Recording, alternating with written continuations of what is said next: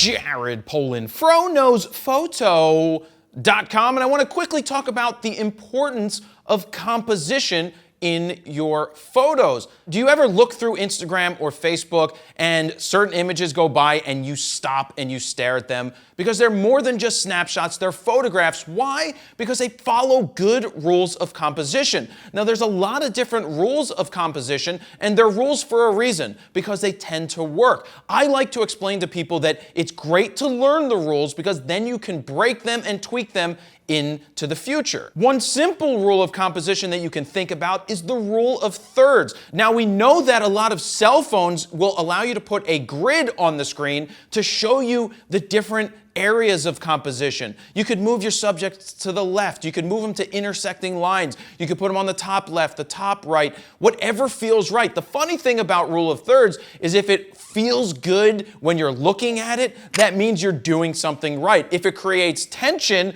you may not be following the rule to a T, but sometimes creating tension can be interesting in a photo. And that's what it's about. It's about understanding the different rules that are out there so that you visually see them when you're about to take a picture. So here's a really good example. If you photograph kids, have you ever noticed that when you see photos of kids that people just post online all the time, it's usually standing up here and taking a picture down of the kid, and it just doesn't look good. It doesn't feel professional. It feels like a snapshot. But as soon as you get on a lower level, a lower angle to capture the kid, the photo comes to life. That's because they followed good rules of composition. In that case, getting lower down to the ground to get on the angle of the subject. So there's so many different ones, but it really separates a snapshot from a photograph. And if you start to understand these rules and you start to get photos that follow rules of composition, your photos are going to stand out from the rest of the people out there because they're less snapshotty and more like photographs. So if you want to learn more about the rules of composition and see me putting them into action in the real world, I created the FroKnows Photo Guide to Getting Out of Auto, which is a 3-hour guide that's going to quickly and efficiently help you understand